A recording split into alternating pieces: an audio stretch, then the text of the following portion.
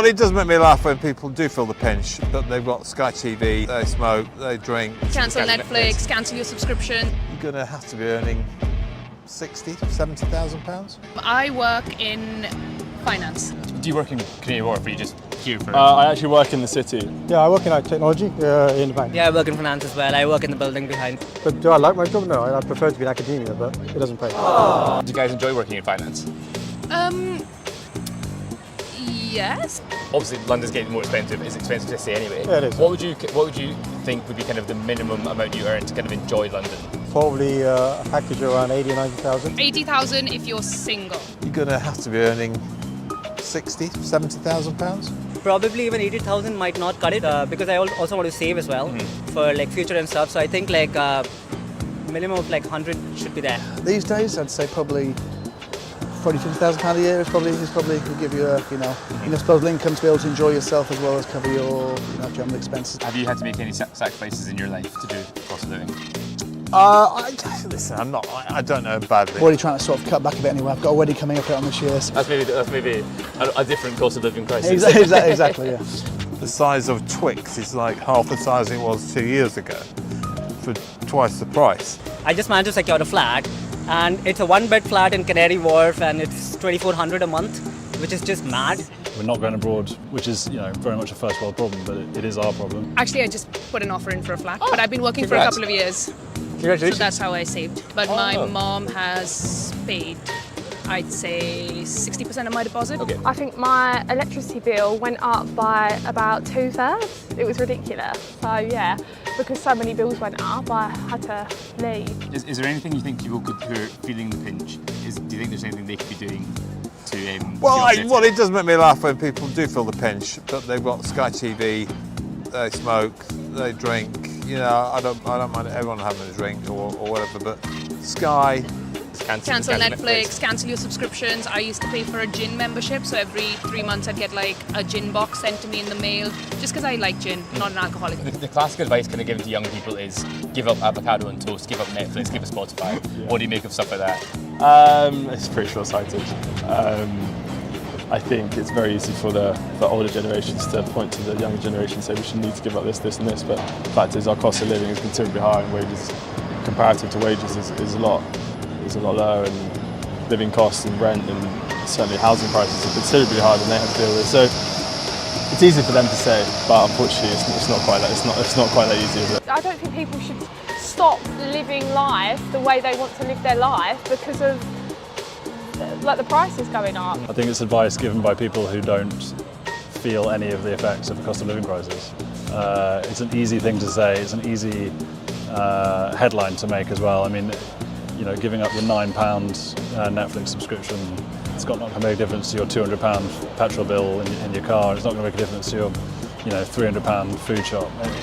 It's just easy advice to flippantly give. I always say it is what it is until it isn't, and I think right now it is what it is, but I always think one day, I think of my future and I think one day it will be better. That's what I think. Do you think that either of the Tory candidates to be Prime Minister will be able to deal with this?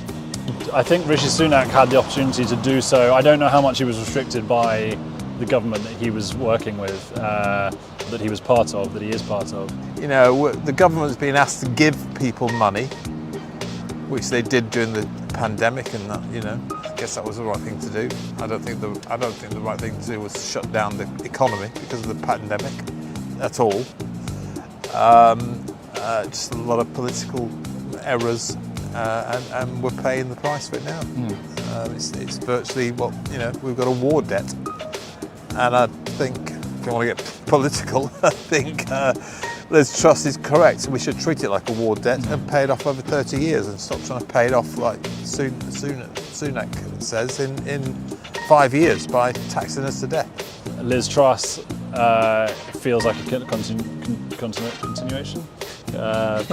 A continuation of the government that was already in place. She was part of the cabinet. She didn't resign, so it feels like we'll just carry on, much the same vein we were in before. Whether or not she has the ability or know-how to change anything remains to be seen. But I am dubious. Do you back Truss over Sunak then? Yeah. Would you vote for Liz Truss in Yeah. the next election? What have you had to make any kind of lifestyle changes, cut back on anything? Not yet, but we will do. I mean, eventually it will be, look, I'm not probably saving anything on a month-to-month basis now. So after a while, that could get concerning. I imagine it's still going to get worse over the next 6 to 9 months. So there will definitely be cutbacks at some point. Not at the moment, only because I don't have to pay bills. Oh. So my sister and I have a flat and we rent it and we pay the mortgage, but my sister's fiance pays for the bills. So I'm actually slightly isolated from the increasing costs at the moment. No, that's a good deal. Works out in my favour for sure. For people who are perhaps on an average, below average wage, with like price of food skyrocketing, gas going up, Yeah, it's etc. horrible, of course. I can imagine. Like, I think, as you say, like I'm in quite a lucky position compared to quite a lot of people. And when you say that, of course, like people are in a lot worse a position.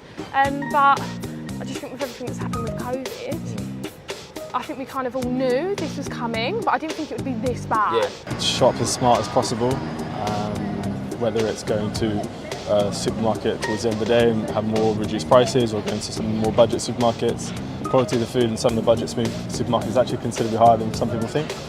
But unfortunately there will be households that are having to choose between food and energy in the winter. I mean, the winter is really going to be, the issue is really going to be compounded quite significantly. I think it's trying to manage where you can be less frivolous as possible. But apart from that, it's just like, hopefully this is a short-term thing. Though there could be a recession as well, which means it might even get even more tough. Yeah. So I don't know. The tips are, what I try to do is just make sure I am comfortable with what I'm doing. I don't have debts apart from a mortgage. And I try and keep it simple when it comes to financial healthcare. But everyone has a different circumstance, so it's really hard. I mean, giving tips, you really got to know people's circumstances, right? For that, and it's impossible. I just try to keep things simple and make sure I don't have too much debt on me. Plus, I'm quite old, so I've only got about 10 years left. Is your Netflix subscription an added luxury? Maybe, but it's also not going to make any difference if you give up that very small subscription to the general cost of living crisis. What's going to make a difference is the government putting a stop to the increase in VAT, a stop to the ridiculously high tax on petrol. Inflation is, the rising inflation is a pretty difficult subject to tackle. There's no easy solution for it, absolutely. I don't expect the government to come up with a perfect solution, but stopping national insurance rises, stopping duty on fuel going up so quickly, and also, I think the government just have a responsibility generally to not make such flippant comments about reducing, your subscription to Netflix and avocado on toast, which has become a sort of joke of the whole thing. But, I don't think that's going to help at all.